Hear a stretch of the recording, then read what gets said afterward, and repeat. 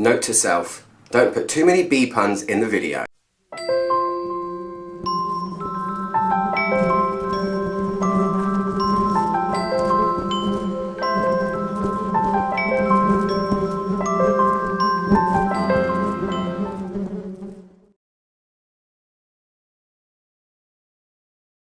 Hi guys, I'm back. Happy New Year to everyone. It's 2020 and I've had a little break because I've been trying to get over an illness, which I'm still just at the tail end of, but I couldn't wait to do this review for you guys. I wanted to kick off 2020, my first reviewing my favourite perfume house, Zoologist, and their latest fragrance, which is Bee. Bee has buzzed into my life and made me very, very happy. So it's here!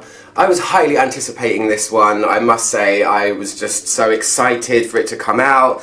And yeah, let's quickly talk about the box and the perfumer. The perfumer behind this one is Cristiano Canali. It's the first time Zoologists have used or worked with this perfumer. Not used, that's so rude.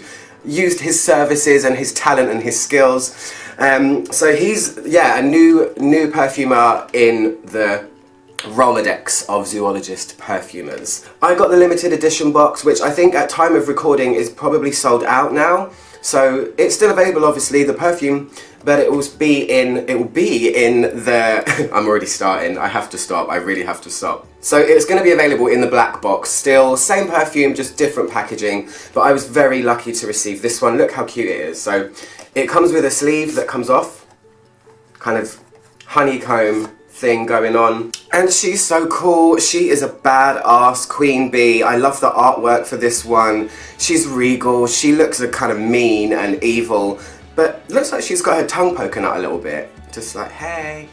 It's so cute. So yeah, as always, I will read the story out to you because Zoologist always paints a beautiful picture. So this one is about shrinking down to the size of a bee and going into a beehive and feeling that claustrophobic, gloopy, honey beeswax all over the place. So it says, the spring day seems still and peaceful, yet beneath the wildly spattered canvas of a blossom-strewn meadow, thousands engage in a desperate race for survival. Worker bees toil at a frantic pace, ferrying a precious cargo of nectar and pollen to deposit it within cramped honeycomb cells, where it will nurture drones and larvae under the eye of a regal queen. In the claustrophobic hive, a deafening buzz offers evidence of the bee's devotion to duty, not a single worker pausing to question its role in perpetual grind of life in the queendom. So let me tell you the note list. The note list is absolutely beautiful. I love it. It's everything that you would expect from something that is themed on a bee. So the top notes are orange, ginger syrup, and a royal jelly accord. The heart notes are broom, heliotrope, mimosa, and orange flower or orange blossom. Then the base notes are benzoin, labdanum, musks, sandalwood, tonka, and vanilla. So this, I find myself spraying this over and over to get the opening notes, because every time I spray to get the opening, it gives me something different. But I want to start off by saying that this is the first Zoologist fragrance that absolutely, for me, delivered exactly what I thought it was going to smell like. Every time a new Zoologist comes out, I get excited, I read the note lists, and I try and figure out what it's going to smell like, and I always get surprised. It's always a different direction to what I thought. But with Bee, it was 100% nail on the head. It was exactly what I wanted it to be. And it's freaking gorgeous. Yeah, I said freaking. So the opening notes is a swirl of stuff. This is where I can feel ginger the most.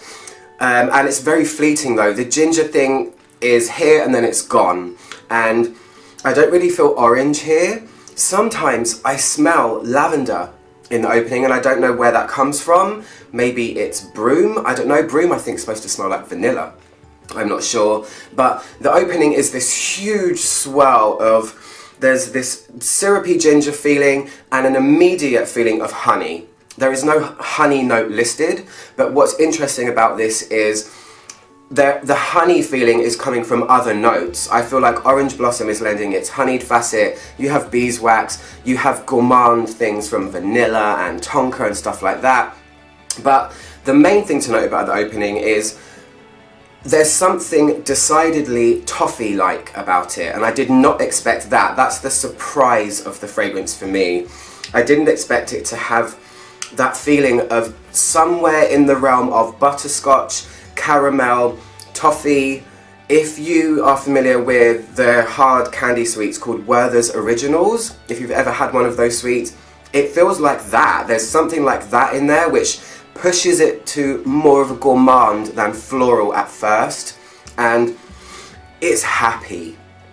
This fragrance is a mood enhancer. It's so fun and joyous, and every time I spray it I just get a little bit mood enhanced. It's like, woo, yay, fun. So cheesy, but it's true. It just makes me feel really happy. It's so golden and sunny and bright, and it's everything you would expect from something that's called Bee. Sometimes in the opening I get a touch of something orangey. It just depends on which spray it is. Sometimes it feels one way, sometimes it feels the other, and that's kind of exciting because I kind of never know what I'm going to get with the opening. But I don't know where this lavender comes from. It's like a touch herbal sometimes in the opening. Anyway, getting into the dry down. So the dry down of Bee, or the mid stage of Bee, is interesting. This is where a lot of the softer notes come into play in a massive way. The two things I feel here are mimosa and heliotrope. Both of those things blanket and soften what was an explosion of all kinds of stuff at the beginning. And heliotrope lends its soft almond-like quality to the fragrance, and then mimosa is a soft floral, also yellow, fuzzy, golden, sweet, smooth floral. It's a perfect flower to put in a fragrance themed around bees. I think it's perfect. And I don't smell orange blossom, ever. I don't ever feel it in this, but I do think there must be something here that's giving it its honey feeling. You also start to feel this bees, waxy, smooth, gloopy type feeling from it, and it's actually drying here. It's so much softer when it's drying. The explosive opening leads into something much calmer and more manageable, I think, and more wearable.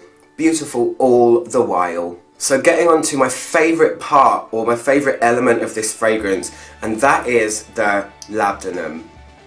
Labdanum can go many ways in a fragrance. It can be ambery, because it's part of the amber accord. It can be leathery. It's a resin, obviously, but it can also sometimes give incense.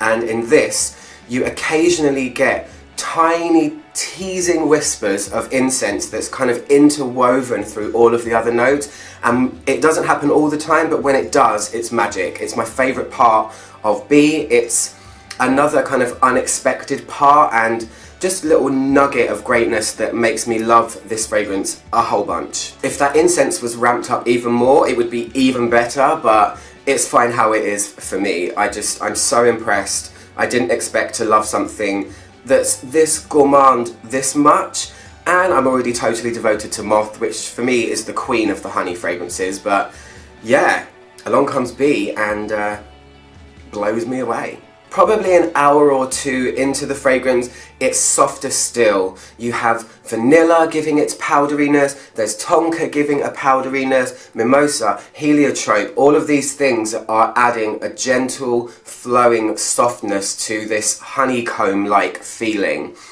So it's very cool. I just can't stress enough how much it just delivers. It couldn't be more perfect, I don't think. Theme, nailed. The very dry stages of this fragrance, Bee, see it go a tiny bit more transparent, and it does start to feel, for me, more floral on the dry down, which was unexpected also. I can feel the floral side of what honey is in the dry down more. The softness goes and it starts to feel almost like singular honey on me. So the base notes like the sandalwood and the tonka and the vanilla seem to do most of their job in the drying stages, or the just before it's very dry stages, and that's surprising because vanilla normally just holds on, but in this you get this little pop of honey at the end saying, hi, here I am. Don't forget, I am a honey fragrance. And it's amazing. I'm going to leave it there. Every time I spray it, I find new things, but I don't want to just go on and on and on and tell you all of them. Just try it out for yourself and see what you think. In terms of longevity, it's really good as well. I get at least 8 hours out of this. One time that I wore it, actually, I was wearing it all day, and then when I got in the shower the next morning, it revitalized and just came out of nowhere. I know that can happen with perfumes, so again, you're getting great longevity with Zoologist as usual. It's one of the main reasons I love the brand. And B is gone into probably my top 5 Zoologists. Yeah. Still not overtaken Moth, Camel and Nightingale, but I still absolutely love this one. I've been wearing it so much, and I'm so excited to see how this behaves in... Yeah, I did another one, sorry guys. I'm so excited to see how this behaves in summer and spring. I think it's going to be even better.